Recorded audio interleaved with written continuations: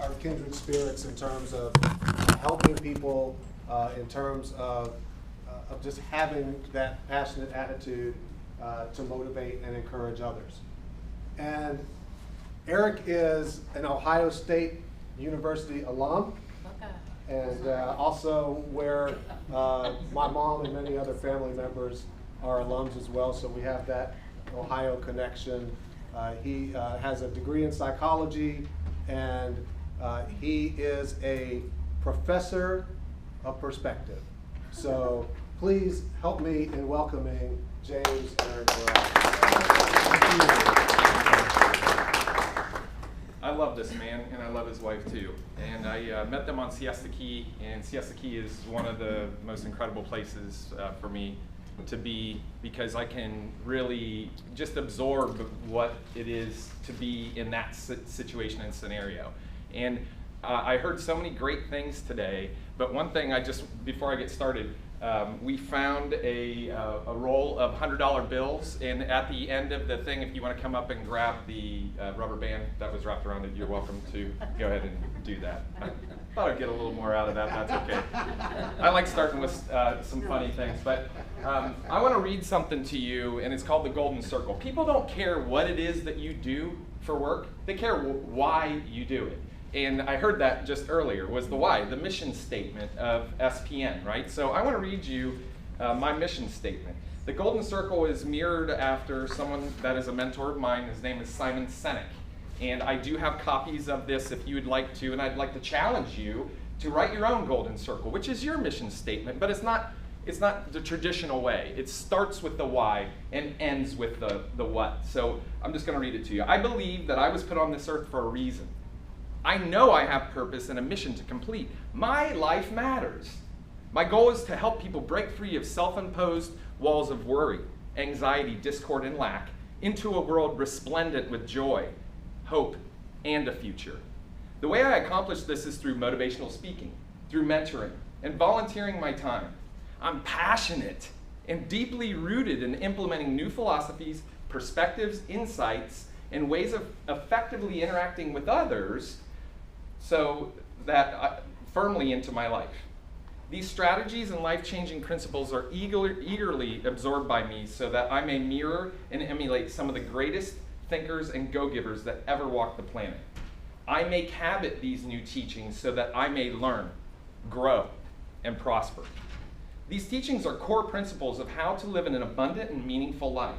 The most important gift I can give to the world is to willingly teach other enthusiastic seekers what it is that I've learned. Do you need more enthusiasm and excitement in your life? All you need to do is ask. And asking is asking of the universe, asking that you understand who you are because of the way that you think. This is my beautiful Staffordshire Terrier, Kitty is her name, Kiddie. And we're at the Rosencrantz, that's in Duxbury, Massachusetts. And I love life, and I'm passionate for life, and I'm passionate about adventures and stepping outside of my comfort zone so that I can experience this, for example. You know, in a eulogy, the person that's giving the eulogy would rather be in the casket than giving the speech. It's the greatest #1 fear is public speaking, and I embrace it. I rush towards it. Can you tell I have a little energy this morning? And that wasn't because of the espresso either, I swear. That helps, right? After whom is your life modeled? It's a great question. Do you have someone that you model your life after? And I do. There's tons, myriad mentors that I have. And the greatest one I would say is Jesus Christ. And the reason for that is because he taught me to do more for others than I do for myself. He taught me the fruits of the Spirit: love, joy, peace, patience, kindness, gentleness, self-control. All of these things that are so requisite for living a fulfilled life. Would you agree? I do. And people that don't adopt that, which is fine, they say, well, I don't believe in that or whatever. And that's okay, because I'm here to teach, because that's what my purpose is. That's my passion. I want people to understand that just because you don't believe in something doesn't mean that it's not operating on you. Okay? Did you understand that? gravity. I don't believe in gravity. And I'm like, well, great. It doesn't matter if you believe in it or not. It's still operating on you. The law of attraction. Thoughts become things. Whatever you're thinking, your obsessive thinking, your stinking thinking, or your ebullient, just loving thoughts, that's going to actually create, and we're going to see that when I go in here, it's going to create your life. Your worldview shapes your life. When I want to talk about worldviews as a motivational piece, because it's so important that we are motivated to get through to the end result, which is our ideal position. True? Yeah. What is it that you want to experience in your life is entirely up to you. What we're going to talk today is, what impact does your worldview have on you and your life? We're going to talk about habit and the power of perspective. Dennis calls me, and that's what I am. I am a professor of perspective. And what that means is, when you change the way you look at something, the thing that you look at changes. And that's up to you. Traffic is my perfect example. If I look at traffic as people that are adversaries to me, and they're cutting me off and I'm trying to cut them off, that's a perspective, isn't it? I could have another perspective and say, be my guest when they cut me off. Be my guest. And that's just a little quick tidbit for you. Symbiotic relationships. We're going to talk about that and what that means in your job search.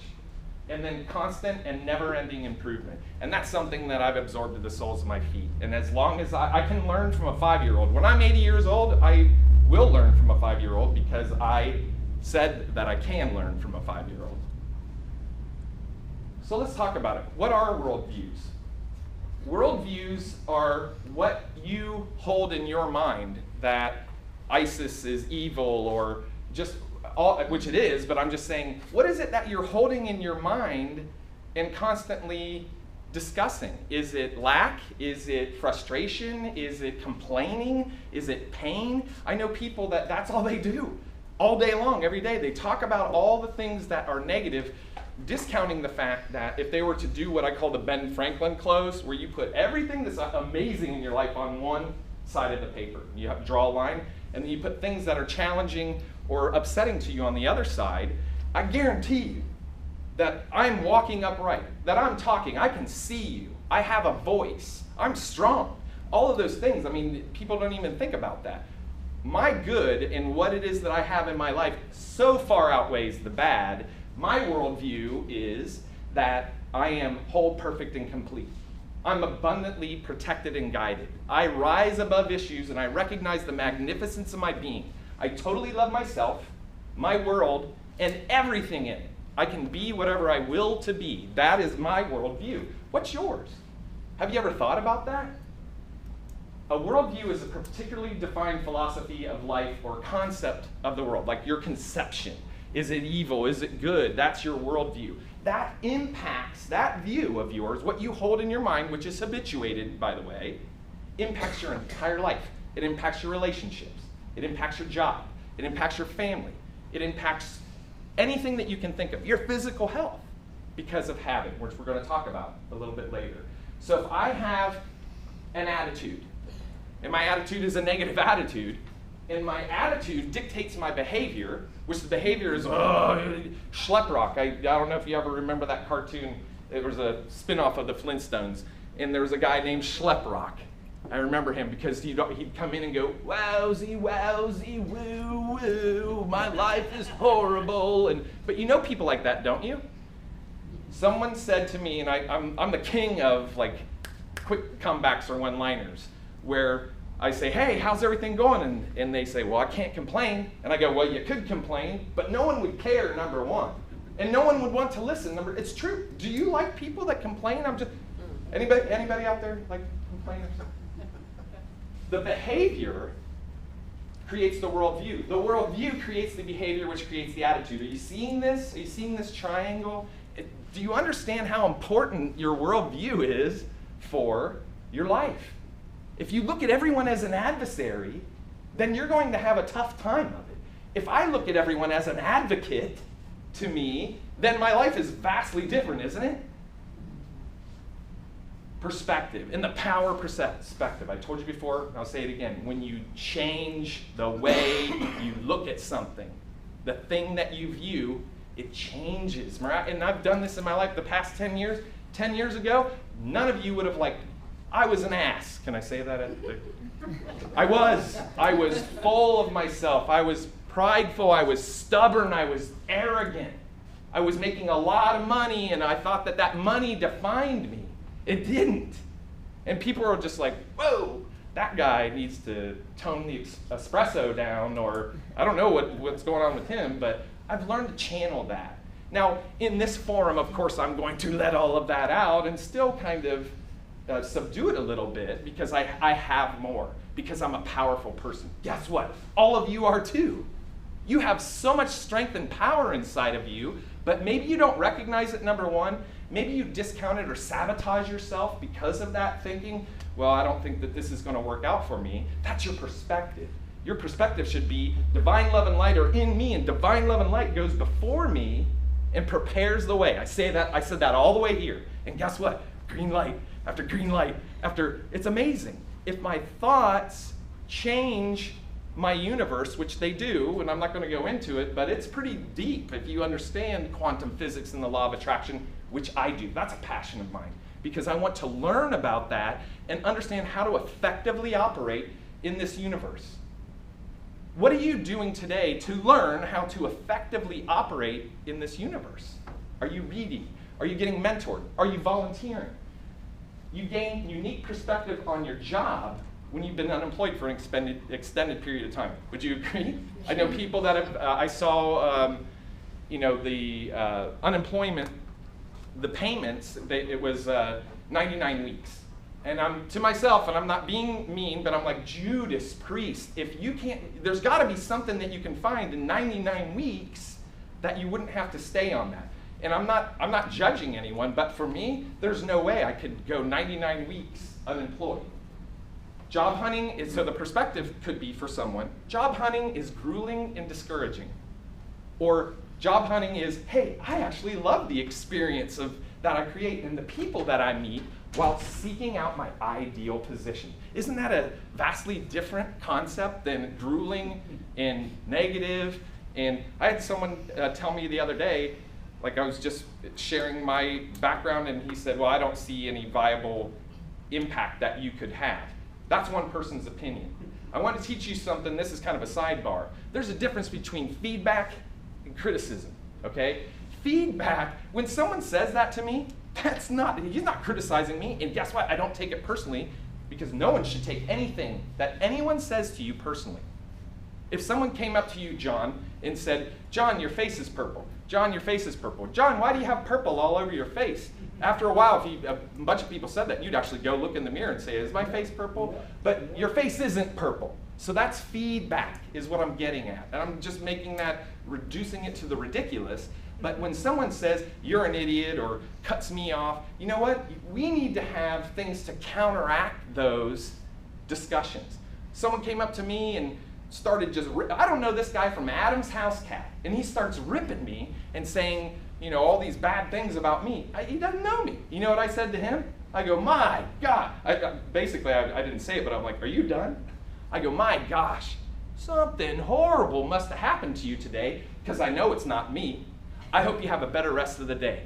That guy was like, whoa, because there's one of two ways you can go. If you're arrogant and prideful, I could get a knuckle sandwich, but he'd have to pack a lunch for that and maybe get a ladder if he's shorter than me, because I can take care of myself. Or what the guy did is he said, I'm sorry. My wife and I are, and he just unloaded to me.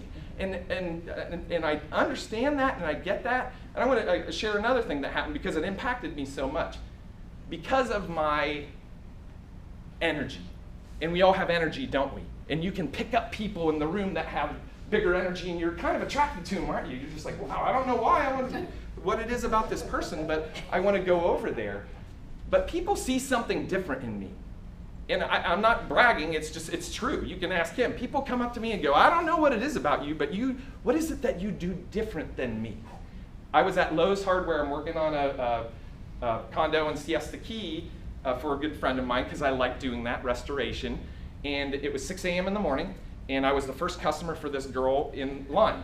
And she looked at me after she was talking to one of her colleagues, and she said, can I share something personal with you? And I go, yeah. And she started crying. And she said, I'm homeless, and I live in my car, And I didn't think anybody knew here at Lowe's, but they all know. And I was just like, what do you do with that? It's 6 a.m. in the morning. I haven't had my coffee yet. But you know what I said to her? I said, everything is going to be okay. I talked to 2 people. I prayed for her the whole day. I want to talk to Joy FM about her because it's not, those are the people that we need to help, because if we can't help other people, if our focus isn't outward, then what's the point? So what I just wanted to share that with you because people do look at me differently because I act differently. If John were to come up to me and say, hey Eric, how are you doing? I have 2 responses. I said, John, if I was any better, I would be twins. Can you imagine that to me? And he's like, no, I can't. The second thing that I say is, John asks me, Eric, how are you doing? I said, I'm outstanding, but I'm improving daily. And those are unique things that people don't normally hear, you know? Because most of the time when people say, hey, Dennis, how you doing? They don't care. It's just kind of almost like a platitude. It's like you're supposed to do that. Learning life. What does that mean, learn life? Kind of some of the things that I'm talking about right now, about quantum physics, about how to operate in this universe, is learning life. Keep calm and learn life skills. My mom absolutely loves this. That's Winston Churchill, World War II, if you're not familiar with that. That's the crown of the monarchy in England.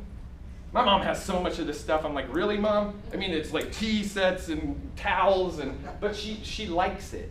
But we all need to learn life skills, don't we?